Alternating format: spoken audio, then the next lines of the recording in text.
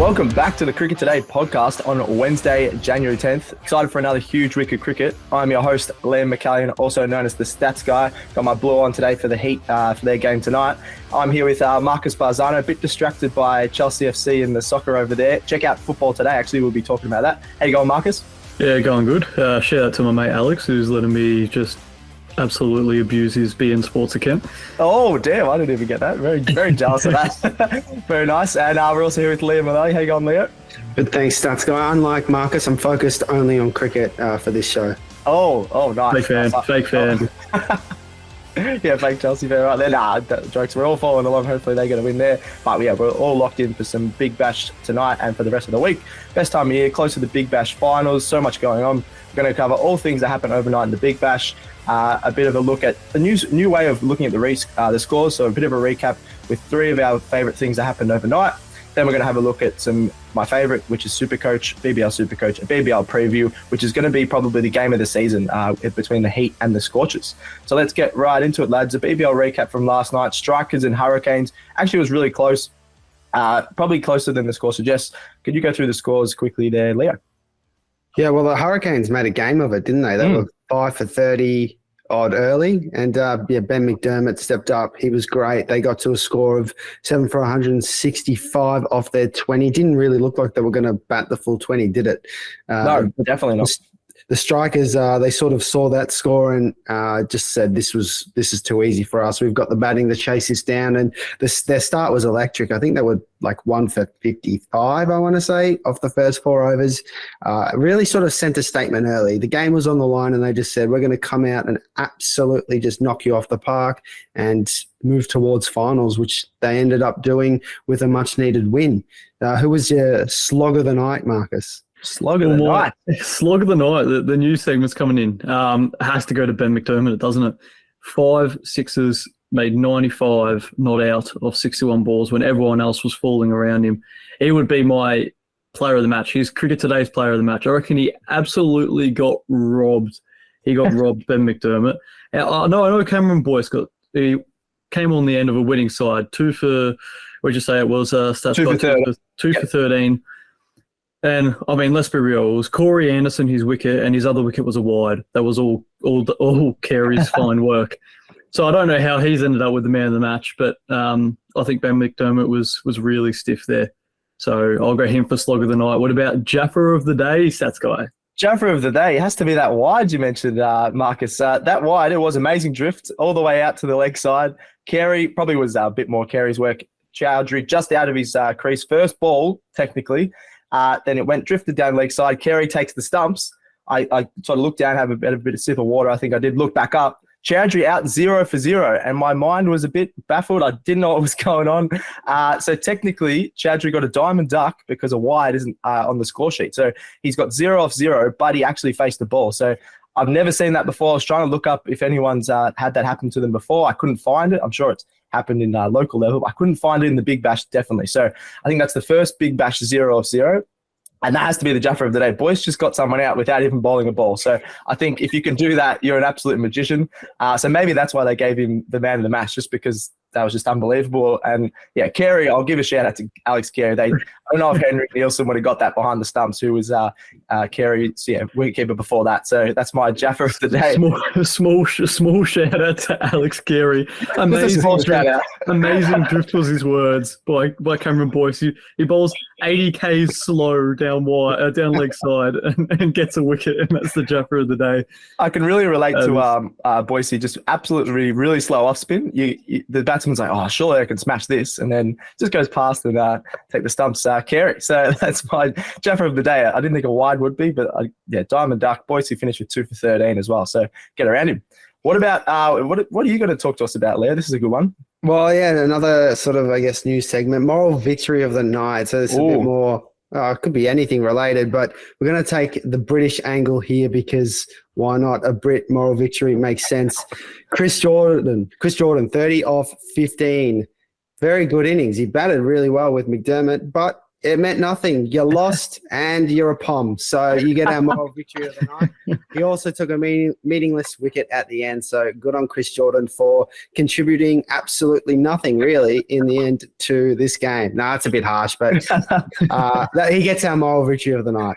I'll get around Chris Jordan because I brought him in SuperCoach very reluctantly, and he absolutely tore it up last 2 rounds. So I'm happy with SuperCoach, but you're right, it was a bit of a moral victory that didn't end up going anywhere there, did it? So, yeah, so look forward to that over the next week or until the Big Bash finishes with Slog of the Night, Jaffa of the Day, and moral victory of the night. I absolutely love that. Let's get into my favourite part, as always, the SuperCoach segment. As I just mentioned, I'm very happy to bring Chris Jordan. He's been getting a few wickets, and he's got 4 wickets and about 30 runs or something in the last couple of rounds. So I'm very happy with him. Let's go have a look at the Heat versus Scorchers. This is going to be an absolute thriller. You got probably the 2 best teams and the 2 best SuperCoach teams as well. You got 3 of the top 5 bowlers. Scorchers have the best batting lineup in the competition. So let's have a look. I don't think we could break down every single player. Leo has every single Scorchers player in his team. But who are you going for your SuperCoach pick in this one, Leo? Yeah, God, that was a mistake picking every Scorchers player. And the one player I don't have is Ashton Agar, who performed the absolute house down.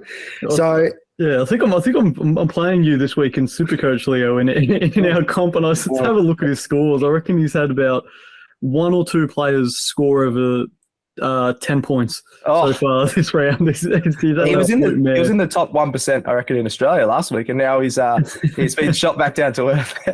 I don't know about top 1%, but I'm going to move away from the Scorchers bowlers here because I think a few of my recent picks have sort of let me down, and I'm just going to try and go for someone who's proven that he's dominated this season, and that's Xavier Bartlett at 201,000. I was debating whether or not to bring him in for this week, and I should have.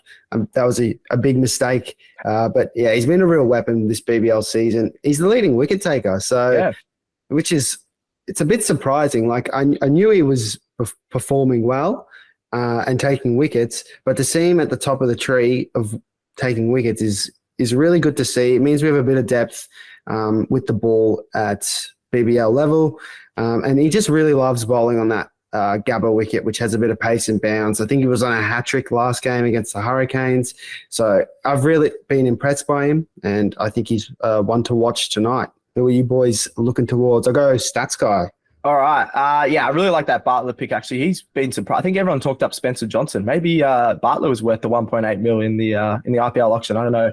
It might be a bit controversial, but yeah, but Spencer Johnson has been nowhere near as good as Bartlett. He's the best, one of the best outswingers in the country at the moment. I love watching him bowl. I'm going to go another Heat bowler who's also in the top 5 wicket takers, Mitch Swepson. Didn't even get a bowl last game because of DLS. They were like, I don't need you. The pace is working. But he's been absolutely awesome. 146,900. I think that's still an absolute steal. He's got a 5-round SuperCoach average of 70, which is huge. And then he averages 58, which is his second best of any team against the Scorchers. A lot of players don't average high SuperCoach scores against the Scorchers because of their absolute dominance, but he does. I think he can frustrate some of these big-hitting batsmen to get some wickets. And it will be tough because their batting lineup is really good. But there's a few guys in the middle order that I don't think will like facing his spin. So I'm going to go Mitch Swepson. I think he's going to get at least 2 for, maybe even a catch or 2. So he'll get a really good score. And especially at 146,000, I think that's an absolute steal. So get around Sweppo for some wickets. What about you, Marcus?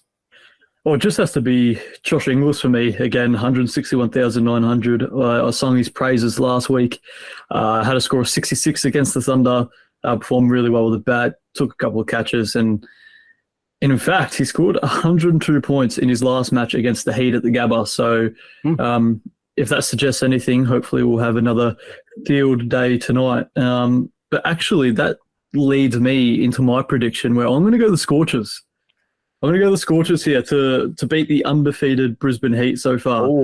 I think, we mentioned Uzi and Marnus are coming back. I think you'll touch a bit more on them, stats guide. But I just think, that transition could be a little bit tough.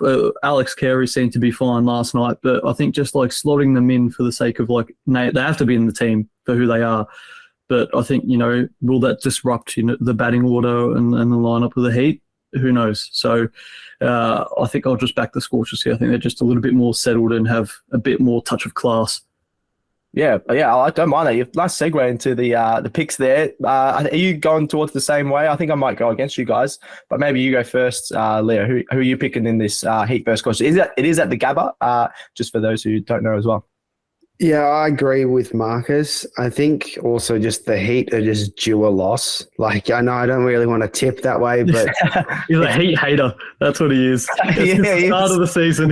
What'd you predict him to finish? No, that wasn't me. That was the game. Was it? I said they were going to finish second or third. I think third. I said, yeah. That wasn't my finest prediction, but look here, it's really just I think the Scorchers, even if they are resting players, which they have in recent games, obviously Berendorf didn't play, so he'll be fresh. Lance Morris only bowled one over, so he's going to be fresh. They've just got so much depth that can play on this batting or bowling wicket, whatever it is at the Gabba, most likely batting wicket. And I think the Heat, as you said, Marcus, could disrupt them bringing in those Aussie guys, but they're also, I think they're just due a loss. And if you lose to the Scorchers in the title, I guess, replay from last year, which was an awesome game, then, it's not that bad and you can move on from there. They're already in finals, so that's my tip. Yep. All right. I'm going to go against you guys. The Heat. I think this is the new wave of BBL dominance. You got the last 5 or 10 years, really. The Scorchers have either been in the final, in the one before the final. I think the Heat are going to be right up there. Obviously made the final last season. They should have probably won that game. Cooper Connolly just turned that game on its head when he came into bat. But the Heat were in the box seat. I think they'll gain a little bit of confidence from that, and they've been a lot better this year. They're on their longest ever winning streak. They've got 3 of the top 5 bowlers and wicket takers in the Big Bash this season.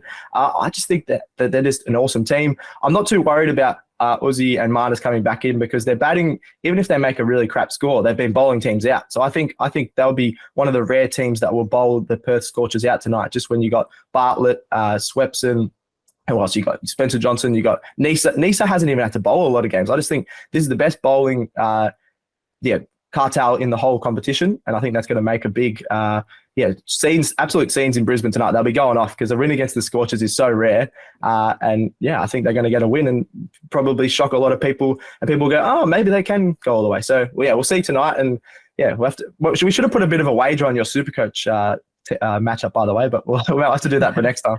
Well, let's just go back to the start of your prediction stats, guy. I reckon that was probably, I don't know if you meant that, but that could have been one of the most sly and weak puns of all time. What was that? The heat on a wave. The heat wave. I'm not too sure about that. I meant that. I meant that. Yeah. Jesus. That's a moral victory for Stats Guy. Thank you. Yeah, I haven't had many moral victories, so I'll take that. Thanks, Marcus. I think that's it for the Cricket Today show. We've covered everything, so get right around it. We're going to have those fun little segments for every BBL recap each day. We're going to go through SuperCoach and good fun. Check out that Heat vs Scorchers game tonight. I think it's going to be an absolute thriller. That's it for the show. We'll be back with this tomorrow. Get right around it. Subscribe on your podcast apps, Spotify, Apple Podcasts, etc. Like and review it, would you? Chuck a follow to Cricket Today and Cricket Today AU all over the socials. That's Facebook, Instagram, TikTok, and X. On all of those socials as well, chuck a follow to Football Today Pod and Football Today AU. We've got a new episode coming out. We're going to cover all of the FA Cup and the EPL that's over the weekend. What's the score update for the Chelsea Middlesbrough game, Marcus? Still 1-0 to Middlesbrough in the 70th minute. Well, hopefully by the time this podcast comes out, Chelsea have won, but who knows? Middlesbrough, that's an unbelievable effort. Send in any questions via the socials as well. Anything you want us to chat to us about, anything you want to bag Leo talking down the Heat, or you want to bag me for talking up the Heat. So let us know. And that's it, I think. Thank you, Marcus. Cheers, Stats Guy. Thank you, Leo. Cheers, Stats Guy. Thanks, Joe, for producing, and thanks to me. That's another episode of Cricket Today done. We're out.